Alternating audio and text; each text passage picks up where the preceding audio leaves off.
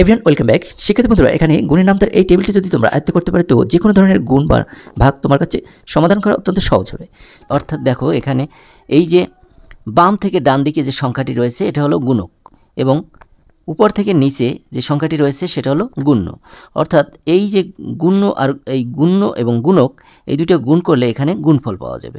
1 একে 1, 2 একে 2, 3 একে 3, 4 একে 4, 5 একে 5, 6 একে 6, 7 একে 7, 8 একে 8, 9 একে 9, 10 একে 10। এখানে দেখো এটা এক ঘরের নামতা। এবার দেখো দুই ঘরের নামতা কি হবে? 2 একে 2, 2 দুগুণে 4, 2 3 গুণে 6, 2 4 গুণে 8, 2 5 গুণে 10, 2 6 গুণে 12, 2 7 গুণে 14, 2 8 গুণে 16, 2 9 গুণে 18, 2 10 কে 20। এরপর দেখো তিন ঘরের টেবিলটি।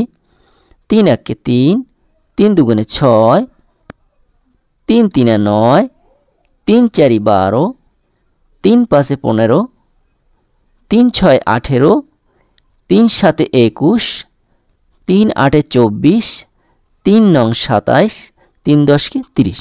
এবার একটি জিনিস লক্ষ্য করো, দেখো এক ঘরের নামতা থেকে তুমি নিশ্চয়ই শিখেছো 4 একে 4, আবার দুই ঘরের নামতা কি শিখেছো? 4 দুগুণে 8, এবং তিন ঘরের নামতায় 3 4 12। এরপর দেখো 4 4 16, 4 5 20, 4 6 24, 4 7 28, 4 8 32, 4 9 36, 4 10 40।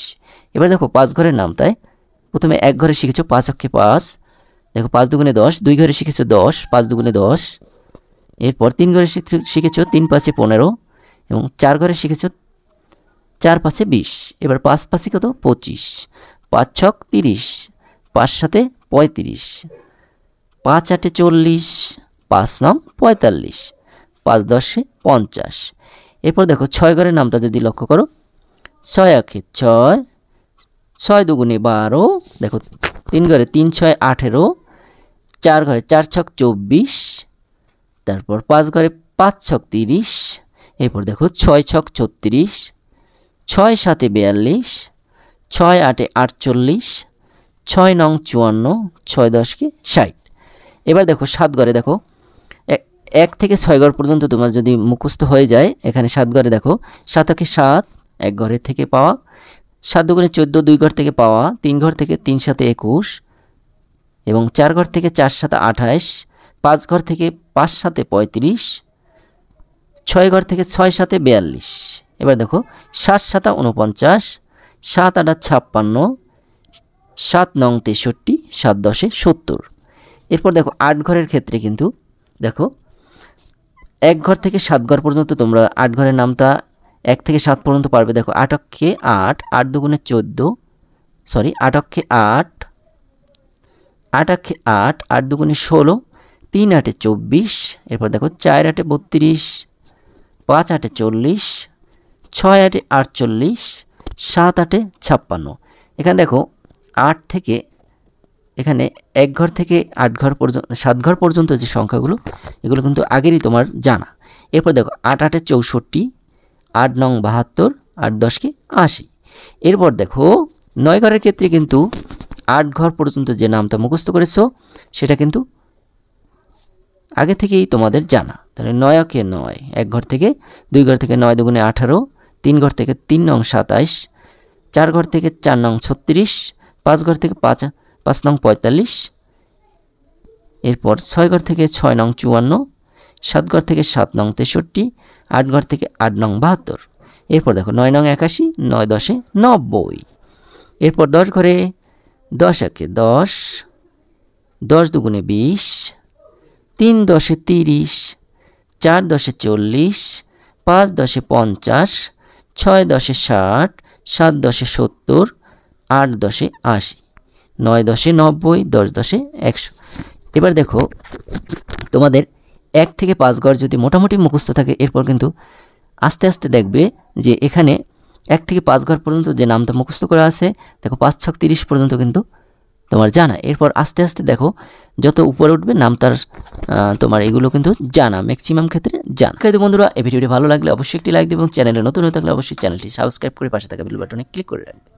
উত্তর বসাবে। এরপর কিভাবে তুমি আয়ত্ত করবে সেটা আমি তোমাদের পরের সেশনে দেখাচ্ছি। তো শিক্ষার্থী বন্ধুরা একটা বিষয় অবশ্যই খেয়াল রাখবে যে এখানে এই টেবিলটি যদি তুমি আয়ত্ত করতে চাও তাহলে এই টেবিলটি তুমি বারবার এটা লেখার চেষ্টা করবে, একা একা লেখার চেষ্টা করবে। তো কিভাবে লিখবে দেখো, যে আগের থেকে তোমার যে গুণের নামটা পড়া আছে সেই নামটা তোমার মনে করে এই ঘরটি পূরণ করতে হবে। আমি তোমাদের দেখিয়ে দিচ্ছি কিভাবে পূরণ করবে। তো এক্ষেত্রে এই টেবিলটি তুমি মনে রাখবা কিভাবে। দেখো এখানে বাম থেকে ডান দিকে কিন্তু 1 থেকে 10 পর্যন্ত লেখা হয়েছে, আবার দেখো উপর থেকে নিচ পর্যন্ত 1 থেকে 10 পর্যন্ত লেখা হয়েছে। এবার যে কাজটি করবে, অর্থাৎ এখানে এইটা হলো গুণক আর এটা হলো গুণ্য, অর্থাৎ এই সংখ্যাকে এই সংখ্যা দ্বারা গুণ করতে হবে এবং গুণফল এখানে লিখতে হবে। দেখো যেমন 1-এর সাথে 1 গুণ করলে 1, আবার 1-এর সাথে 2 গুণ করলে 2। এভাবে করে দেখো, আমি যদি দেখি 5-এর সাথে 5 গুণ করলে, 5-এর সাথে যদি 5 গুণ করা হয় 5×5 = 25। দেখছো বিষয়টা কিন্তু ভালোভাবে লক্ষ্য করো। এরপর আরও একটি বিষয় লক্ষ্য করো, দেখো এখানে 1 থেকে যে 10 পর্যন্ত, এখানে প্রথম ঘরে দেখো 1 থেকে 10 পর্যন্ত লেখা আছে, আবার এখানেও উপর থেকে নিচে 1 থেকে 10 পর্যন্ত লেখা হয়েছে। এরপর 2 ঘরের ক্ষেত্রে দেখো 2 এর পরে একটা সংখ্যা বাদ, 2 অক্ষে 2, 2 দুগুণে 4, এখানে কিন্তু 3 বাদ। এভাবে করে 5 বাদের 6। এরপর এখানে কত হবে বলো তো, 7 বাদ দিয়ে এখানে কত, 8। আবার এরকম করে দেখো 7 অক্ষে 7, 7 দুগুণে 14, এখানে কিন্তু 6টা সংখ্যা বাদ দেওয়া হয়েছে এবং এখানে 14-র পর কত হবে, দেখো 14-র পর যদি 6টা সংখ্যা বাদ দাও তাহলে 21, এখানে 21।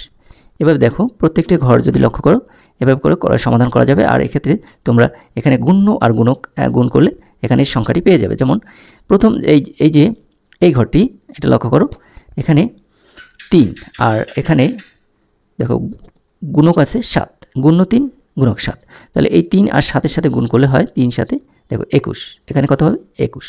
তো মনে রাখবে কিন্তু 21। এরপর দেখো এই যে ঘরটি, এখানে কত হবে, তো প্রথম ঘরে কত হবে 21। এবার এই ঘরটি কত হবে, দেখো এখানে 4 ঘরের নাম, তাই 4, এটা 2-এর অবস্থান কিন্তু 2-এর ঘরে, অর্থাৎ 4 গুণ্য 4 এবং গুণক 2, তাহলে 4 দুগুণে কত, দেখো 6-এর পরে 7 8, এখানে কত 8। এরপর এই যে পরের ঘরটি লক্ষ্য করো, এখানে 4-এর ঘরে, এখানে 4-এর সাথে 9 যদি গুণ করা হয় 4 নং কত, দেখো 4 নং 36, এখানে বসবে 36। এরপর পরের ঘরটি হলো 5-এর ঘরে, অর্থাৎ 5-এর সাথে 6 গুণ করলে 5 ছক 30, এখানে কত হবে 30। আবার দেখো 6-এর ঘরের ক্ষেত্রে কিন্তু আবারও একইভাবে গুণ্য 5 গুণ্য 6 এবং গুণক 5, তাহলে 6 আর 5 গুণ করলে হবে কত, 5 ছক, আগেই শিখেছো 5 ছক 30।